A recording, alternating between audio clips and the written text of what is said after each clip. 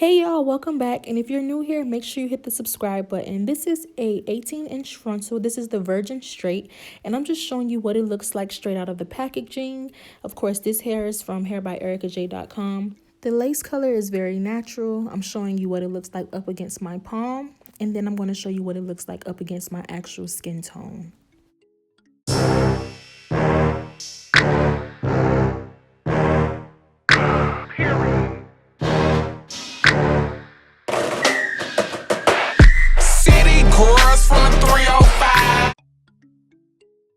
I've already went ahead and bleached the knots, and now I'm going to show you plucking techniques that is very essential to getting you the results that you all are looking for. I know a lot of you need help with plucking, and I'm going to give you my quick tips. I like to lay the lace down flat. You can use a towel, you can use a napkin, but I'm just using my lime green bag that my hair comes in just so you can see very clearly what's going on.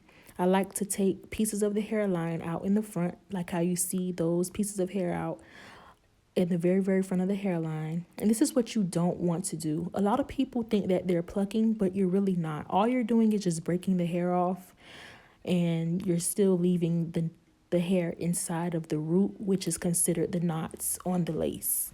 You want to go down in onto the lace and pluck the hair out. Doing all of this is a no-no, and it's not going to get you the results that you need. You need to go down into the lace. Make sure you have some good tweezers and they're actually gripping the hair, and pull backwards. Then you can just keep on plucking till you get the desired results that you want. Most of this is already plucked, but this corner right here has not been plucked yet. I hope you guys can see the results, and like I said, you just keep on going until you get the results that you want. I'm not even about to sit up here and lie to you. Plucking is a very tedious process, and for you to get the desired results that you want, you're going to have to be very patient, very precise, and just very consistent. But now that we've plucked and I've told you the correct things to do, I'm going to show you how to tint your lace. Like I said, this is the natural color that the lace comes, which is a light brown. Typically, all laces come in a light brown or a transparent color. If it's not specified on my website, if it's transparent or not, then it's going to be a Swiss light brown lace. The lace that you didn't see me spray is the light brown. The one in the middle is dark brown, and the one at the very end is cafe. Now we're going to play a game, and don't cheat.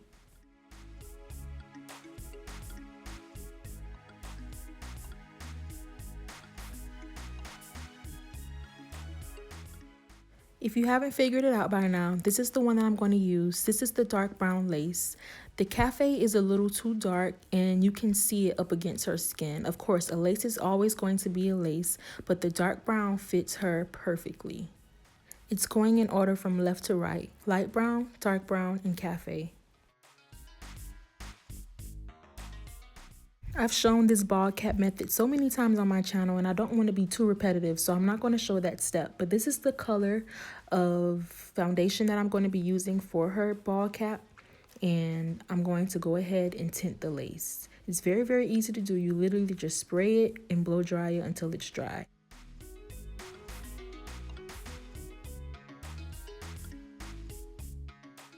This step is also necessary when you go ahead and cut the excess cap off, because you see how this part, you can still see like white pieces of the cap.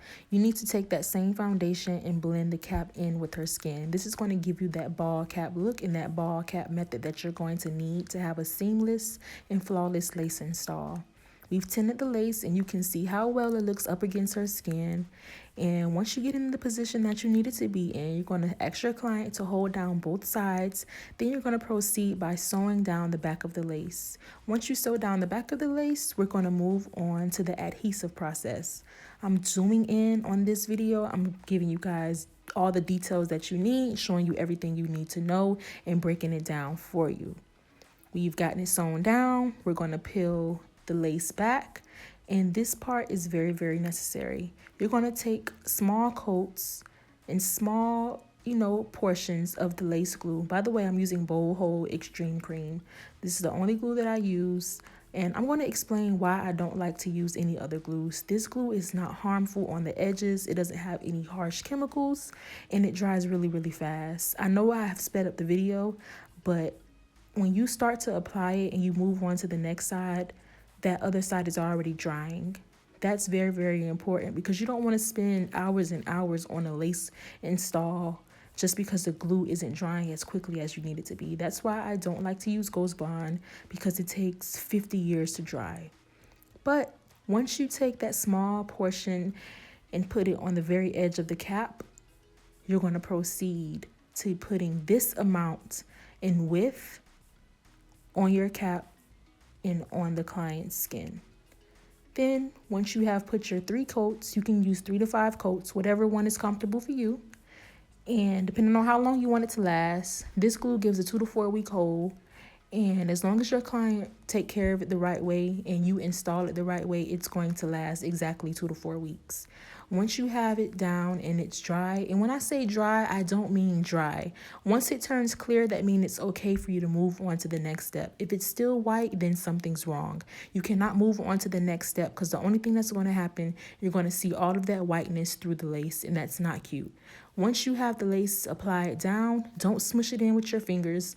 Take a fine-tooth comb and just comb the hair backwards and use a little bit of pressure. Now you're going to go ahead and cut around the ears. Make sure you part the hair out, then cut around the ears. Don't just cut because it's going to leave a choppy look that is not cute.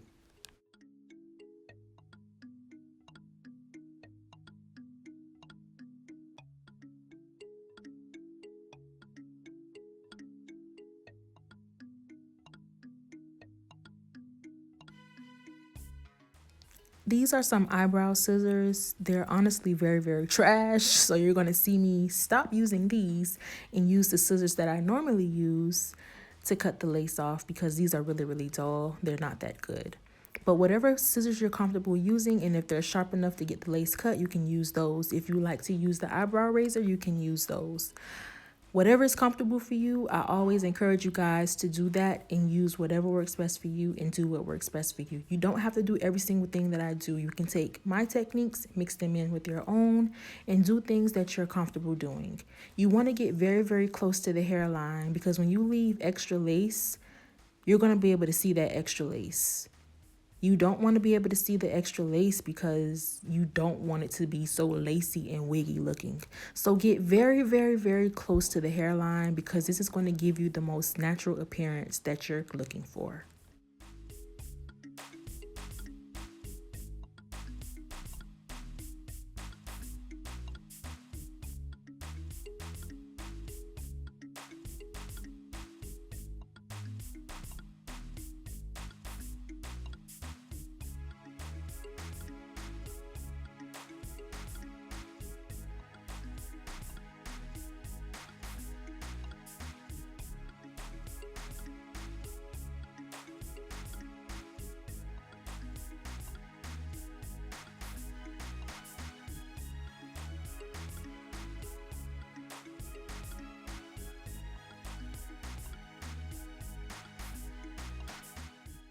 Now, I'm about to show y'all something that I've never even shown y'all before on my channel.